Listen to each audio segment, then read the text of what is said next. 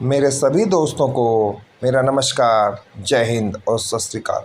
दोस्तों, आज से हम एक नई श्रृंखला शुरू करने जा रहे हैं। इसका नाम है भारतीय वास्तु एवं मूर्तिकला। दोस्तों, इस श्रृंखला की प्रतिदिन 2 या 3 वीडियो आपको देखने को मिलेंगी। आज के वीडियो में पहला प्रश्न है, सांची स्तूप पर किस लिपि में संदेश खुदा हुआ है? प्रश्न एक बार फिर से देख लीजिए। सांची स्तूप में किस लिपि में संदेश खुदा हुआ है? यह प्रश्न इस प्रकार भी पूछ सकते थे कि सांची स्तूप में किस भाषा में संदेश खुदा है? ऑप्शन है देवनागरी, कीलाक्षर, ब्राह्मी और खरोष्टी। तो दोस्तों, जो सांची का स्तूप है उस पर ब्राह्मी में संदेश खुदा हुआ है। किसमें? ब्राह्मी लिपि में। अगला प्रश्न है, सारनाथ स्तंभ में बने 4 पशुओं के नाम क्या है? सारनाथ स्तंभ में बने 4 पशुओं के नाम। घोड़ा, गाय, शेर और वृषभ। गज, भालू, शेर, ऊंट।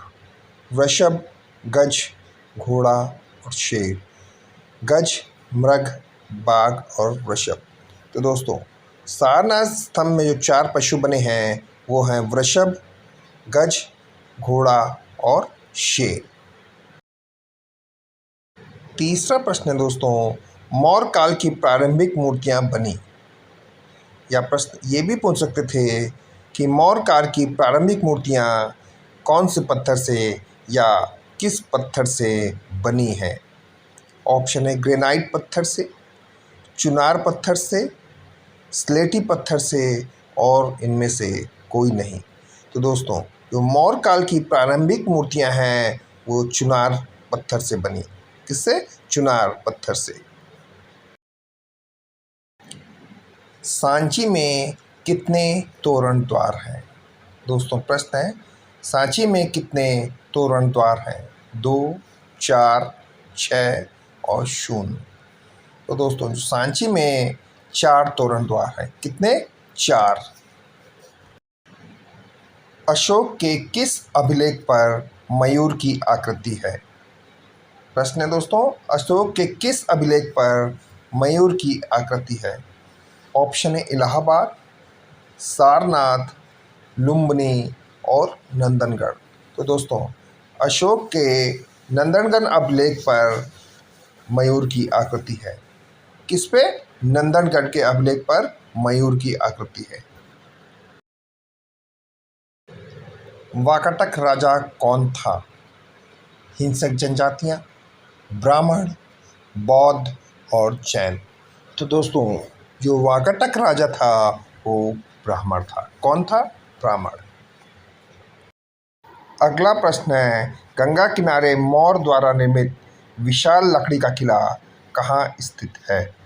प्रश्न एक बार फिर से देख लीजिए। गंगा के किनारे मौर्य द्वारा निर्मित विशाल लकड़ी का किला कहाँ स्थित है? ऑप्शन है पाटलिपुत्र, उत्तर प्रदेश, मध्य प्रदेश और बिहार। दोस्तों, मौर्य द्वारा निर्मित जो विशाल लकड़ी का किला है वो बिहार में स्थित है। कहाँ स्थित है? बिहार। निम्नलिखित में से किस सम्राट ने धर्म और दर्शन पर अपने विचारों की व्याख्या करने के लिए पत्थर का उपयोग करना शुरू किया? प्रश्न एक बार फिर से देख लीजिए। निम्नलिखित में से किस सम्राट ने धर्म और दर्शन पर अपने विचारों की व्याख्या करने के लिए पत्थर का उपयोग करना शुरू किया? कुषाण, संप्राति, अशोक और देववर्मन। सॉरी दोस्तों। तो दोस्तों, सम्राट अशोक ने धर्म और दर्शन पर अपने विचारों की व्याख्या करने के लिए पत्थर का उपयोग करना शुरू किया। किसने? सम्राट अशोक ने। अगला प्रश्न है दोस्तों, जैन धर्म के संस्थापक एवं प्रथम तीर्थकर कौन थे? क्या पूछा गया है दोस्तों? जैन धर्म के संस्थापक एवं प्रथम तीर्थकर। इसमें 2 प्रश्न हो सकते हैं दोस्तों। पहला कि जैन धर्म के संस्थापक कौन थे और दूसरा जैन धर्म के प्रथम तीर्थंकर कौन थे? ऑप्शन है पार्श्वनाथ, अश्वसेन, ऋषभनाथ और वर्धमान। तो दोस्तों, जैन धर्म के संस्थापक और प्रथम तीर्थकर ऋषभदेव थे। कौन थे दोस्तों? ऋषभदेव। भगवान बुद्ध ने अपना पहला उपदेश कहाँ दिया था? ऑप्शन है सारनाथ में, वैशाली में, सांची में और कानपुर में। तो दोस्तों, भगवान बुद्ध ने अपना पहला उपदेश सारनाथ में दिया था। कहाँ दिया था पहला उपदेश? सारनाथ में। अशोक स्तंभों के शीर्ष पर अधिकांश बाघ, हाथी और डैश को दर्शाया गया है। सॉरी दोस्तों, प्रश्न एक बार फिर से देखिए। अशोक स्तंभों के शीर्ष पर अधिकांशतः बाघ, हाथी और डैश को दर्शाया गया है। ऑप्शन है घोड़ा, गैंडा, वृषभ और गाय।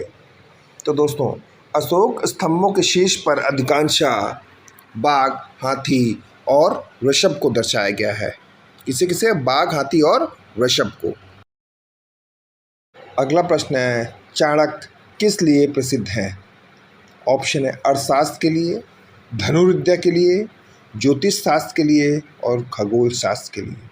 तो दोस्तों, आचार्य चाणक्य जो है वो अर्थशास्त्र के लिए प्रसिद्ध है। किस लिए?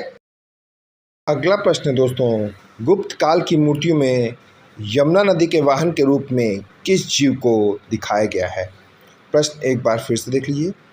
गुप्त काल की मूर्तियों में यमुना नदी के वाहन के रूप में किस जीव को दिखाया गया है? ऑप्शन है मछली, कुर्म, मगरमच्छ और दरियाई घोड़ा। तो दोस्तों, गुप्त काल की मूर्तियों में यमुना नदी के वाहन के रूप में कुर्म को दिखाया गया है। किसे? कुर्म को। कुर्म माने क्या है? कछुआ। अगला प्रश्न है, सुल्तानगंज बुद्ध की आदमकद प्रतिमा किस काल की है? प्रश्न देख लीजिए। सुल्तानगंज से प्राप्त बुद्ध की आदमकद प्रतिमा किस काल की है? मौर्य काल, वाकाटक काल, कुषाण काल और गुप्त काल। तो दोस्तों, सुल्तानगंज बुद्ध की आदमकद प्रतिमा गुप्त काल की है। किस काल की है? गुप्त काल की।